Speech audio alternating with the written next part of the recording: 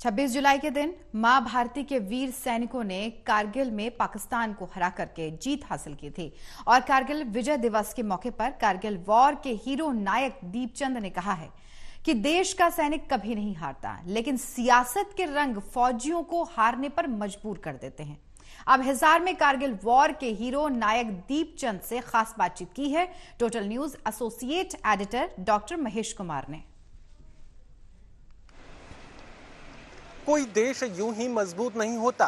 देश मजबूत होता है उसके असंख्य सैनिकों की असंख्य कुर्बानियों से। जी हां, 26 जुलाई की तारीख और कारगिल विजय दिवस पूरा देश मना रहा है और इसी कारगिल विजय दिवस के मौके पर हमारे साथ इस वक्त मौजूद हैं कारगिल वॉर के हीरो नायक दीपचंद। नायक दीपचंद जी, टोटल न्यूज में आपका स्वागत है। जय हिंद सर, धन्यवाद।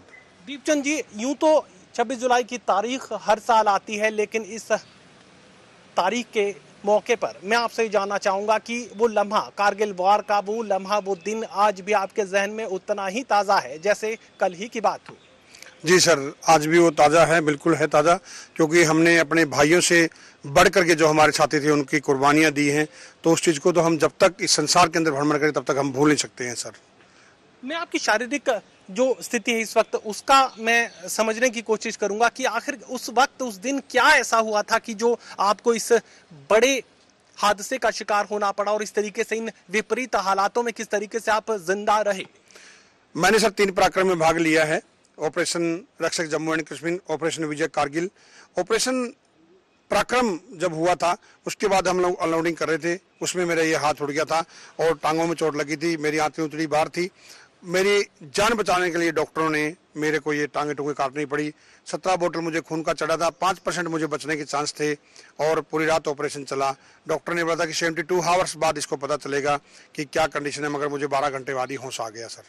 टाइगर हिल पर तिरंगे को लहराना कितना चुनौतीपूर्ण ये था और किस तरीके से इस सपने को साकार किया गया? सर, हम लोगों ने कारगिल के अंदर सबसे पहला तलोलिंग के ऊपर जो तोप से मेरी से गोला निकला था, वहीं से हमारे लिए एक मैसेज था कि जीत हमारी संभव है। हमने 8 जगह गन पोजीशन को चेंज किया था। लगभग 10,000 गोले मेरी यूनिट 1889 लाइट रेजिमेंट ने दागे थे, जो अपने आप में रिकॉर्ड है। टाइगर हिल के ऊपर मैंने अपने भाई से भी बढ़कर दोस्त मुकेश कुमार को खो दिया था। इन्हीं आखिरी हाथों में उन्होंने आखिरी सांस ली थी, मतलब मेरे इन्हीं हाथों में। तो उसकी पीड़ा को आज भी याद है और उसका बदला लेने के लिए हमने 3 दिन तक भारी फायर सपोर्ट दे करके टाइगर हिल के ऊपर तिरंगा लहरा करके बहुत ही एक सुकून मिला। और मैं आज अगर ड्यूटी पे होता तो गलवान के अंदर भी हम लोग तिरंगा लहराते सर, मगर मेरी इस कंडीशन के कारण मैं बोर्ड आउट हो गया हूँ, तो वो मेरे सपने अधूरे ही रह गए हैं।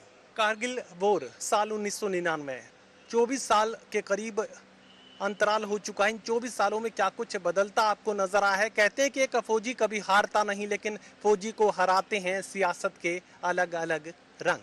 बिल्कुल आपने सही बोला सर, बदलाव बहुत कुछ आया है, ऐसी बात नहीं बोलूंगा सब कुछ ही गलत है। अच्छी फैसिलिटीज मिल रही है, अच्छे क्लॉथिंग आ रहे हैं, पोस्टों तक सब कुछ हमारा गाड़ियां पहुंच रही है, मगर बदलाव एक चीज का नहीं हुआ, सम्मान का।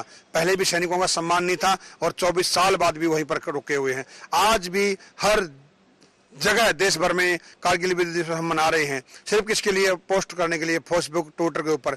रियलिटी में उन सैनिकों का नाम भी याद नहीं। आज मैं मेरी इस जन्मभूमि के अंदर हूं, हमारे हरियाणा से भी 77 आदमी गए थे, आज एक आदमी हमको नाम गिना दे कि जी ये फलाने शहीद का नाम है। क्या बदलाव आया हुआ है? बदलाव अच्छाई के साथ साथ में ये भी बदलाव आना चाहिए कि उन सैनिकों को परिवारों से पूछना चाहिए कि उनकी क्या समस्या है, कंधे से कंधा मिला करके उनका काम करना चाहिए। हमारे जैसे दिव्यांग आदमियों के साथ में सारा मिलाना चाहिए कि भाई साहब हम आपके लिए क्या कर सकते हैं। वो सम्मान जो एक सैनिक को मिलना चाहिए आज भी निरादर है सर। मणिपुर से एक वीडियो सामने आया है, पूरा देश उस वीडियो के बाद दहल चुका है, जिसमें 2 महिलाओं के साथ भीड़ जो है वो गलत हरकतें करती हुई नजर आ रही है। पूरा देश शर्मसार हुआ। अब कारगिल वॉर के एक जाबाज हैं, असम राइफल्स के रिटायर्ड सूबेदार, वो ये कहते हैं कि मैंने देश को तो बचा लिया, लेकिन अपनी पत्नी की इज्जत को मैं नहीं बचा सका। ये बिल्कुल सत्य बात बोले सर, मैंने इसके ऊपर पहले भी वीडियो डाली थी। बड़ी पीड़ा होती है कि हम सैनिक परिवार जो अपने देश के अंदर सुरक्षित नहीं है, जहां पर हम सीमाओं पर रक्षा करते हैं, अपने दुश्मनों को अंदर नहीं आने देते, और अपने घर में ही हम दुश्मनों से लड़ सकते हैं, मगर अंदर जो जयचंद पैदा हो रहे हैं उनसे हम कैसे लड़ते हैं?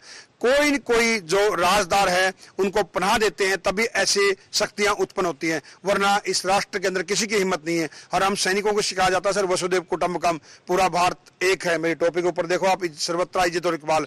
वरना अगर उस सैनिक की जगह कोई और होता तो हथियार उठा लेता सर अपने परिवार के, लेकिन हमें संयम दिया जाता। आपने देखते हैं श्रीनगर के अंदर वही श्रीनगर की जनता हम लोगों को पत्थर मारती है और हमारे पास बंदूक होते हुए उनको नहीं मारते। क्यों? हमें लगता है ये हमारे भाई हैं। आज भी उसके दिमाग में वही चल रहा था कि मैं किसके साथ लड़ूं, अपने भाइयों के साथ में। अगर ये दुश्मन होते तो हम आज भी इस कंडीशन में भी सर ठोकने के लिए तैयार रहते हैं। चलिए मुझे ये बताइए कि इस देश में अब क्या बदलना चाहिए? इस देश के अंदर सबसे पहले तो राजनेताओं को बदली होना चाहिए, क्योंकि हर फैसिलिटीज राजनेताओं के लिए होती है। कोई भी कानून बना दो घुमा फिरा करके, उनके ऊपर साला कितना कोर्ट केस हो जाता है, करप्शन हो जाते हैं, इधर से उधर भाग जाते हैं वो लोग। मैं ये बोल रहा हूं कि राष्ट्र के अंदर इतने झंडे हो चुके हैं, मुझे बहुत पीड़ा रहती है कि तिरंगे को जगह मिलेगी कि नहीं मिलेगी। मतलब मेरे मन में बहुत विचार आते हैं, लाल पीला हरा, मेरा ये मेरा वो। कोई सोचता नहीं है मेरी पार्टी ये करेगी, मेरा वो करेगा। कभी कोई सोचता नहीं कि मेरा भारत वहां तक जाएगा, मेरा तिरंगा जाएगा। आप देखते हो तो बताइए, आपसे ये कड़वी सच्चाई है। तिरंगे को कहीं जगह मिलती है? हर जगह अपनी पार्टियों ने क्या अपने झंडे लगा दिए, चौराहों पर गलियों पर सब जगह वही मिलते हैं। तिरंगा तो गुम हो जाएगा आने वाले टाइम ऐसे हालत रहेगी तो। चलिए मुझे ये भी बताइए कि राहुल गांधी को आपने छोले और भटूरे बनाने सिखाए हैं, ये सुना है छोले और भटूरे आप बहुत शानदार बनाते हैं। नहीं सर, देखो मैं घर में काम करता रहता हूँ, अपनी बीवी की हेल्प करता रहता हूँ। तो मेरा एक वीडियो वायरल हुआ तो उन्होंने बोला भाई आप भी आइए। मैंने बोला सर आपके पास तो बहुत बड़े बड़े शेफ हैं, मगर उन्होंने मेरे से बोला कि भाई एक सैनिक के हाथों से खाने का एक अलग ही आनंद है। तो उन्होंने मुझे बुलाया और उन्होंने मुझे जो सम्मान दिया वो रियलिटी में सम्मान दिया। और बहुत से बंदे बोलते हैं मेरे को कि जी आपने गलत आदमी का हाथ पकड़ा। मैंने बोला भाई सही आदमी का हाथ पकड़ा दो, हम तो उसका पकड़ने के लिए तैयार है, तुम बता दो कौन सही है। मगर जो दिल से हमको बुलाता है, चाहे कोई भी पार्टी का नेता हो, राहुल गांधी की पर्सनैलिटी को देखते हुए आज मैं जब उनसे मिलता हूँ, वो आम आदमी तो है नहीं, उनके पास आज भी एक साधारण जिंदगी जी रहे हैं। और उन्होंने मुझे बुलाया, एक सैनिक को सम्मान दिया। उन्होंने कभी मेरी तरफ ये नहीं देखा कि ये कौन है क्यों नहीं, एक सैनिक है भारत का और इन्होंने देश के लिए इतना कुछ किया है, इसको हमने सम्मान देना चाहिए और मुझे सम्मान दिया। मतलब चलिए, कारगिल वॉर के हीरो नायक दीपचंद यही कहने की कोशिश कर रहे हैं कि सियासत के ये रंग तो उनकी समझ से परे हैं, लेकिन वो देश बदलना चाहते हैं। वो ये कहना चाहते हैं कि सियासत से जुड़े लोगों को सब कुछ दिया जाता है, लेकिन फौज को जो सम्मान की जरूरत है, सैनिक को जो सम्मान की जरूरत है, उसके परिवार को जो सहायता की जरूरत है, वो भी इन परिवारों को मिलनी ही चाहिए। सहयोगी कमल के साथ doctor Mahesh Kumar, total news, Hisar.